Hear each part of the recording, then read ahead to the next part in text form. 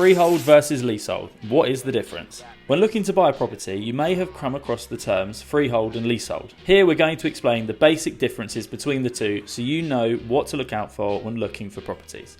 Let's go. So, freehold is the easy one to explain. A property is built on land, and if you own the freehold to the property, you own the property itself and the land it's built on. You are responsible for your own upkeep and maintenance to your home, and this is the most common way to purchase a house. Over 90% of homes in England are freehold. Now, if you buy a leasehold property, you will own the property but only for a certain amount of time, and you will not own the land it's built on. Usually this is when someone else has an interest in the property. For example, when you own a flat but there are multiple flats in the building.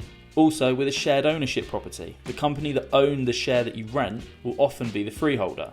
The freeholder will own the land and the building, and you would just own the flat or the portion of the property for a certain amount of time. When the lease runs out, the ownership reverts back to the freeholder.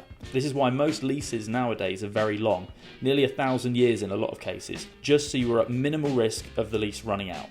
Because you don't own the land or the building, you will usually have costs for the upkeep. Ground rent, service charges and maintenance payments are most common costs that contribute towards the things like buildings insurance, physical maintenance to the building and the land, and things like that. The leaseholders will pay this to the freeholder or a management company that then take care of these things.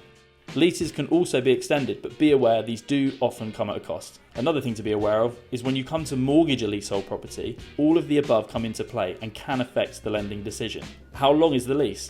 In the lender's eyes, the longer the better. Once you drop below 100 years left on the lease, you may find lenders starting to get a bit nervous and declining your mortgage application. You will also need to declare the costs mentioned above, as these will come into play when the lender assesses your affordability. The main thing is, don't be scared off by leasehold, but just make sure you do understand what it means for you if you go down the route of buying a leasehold property.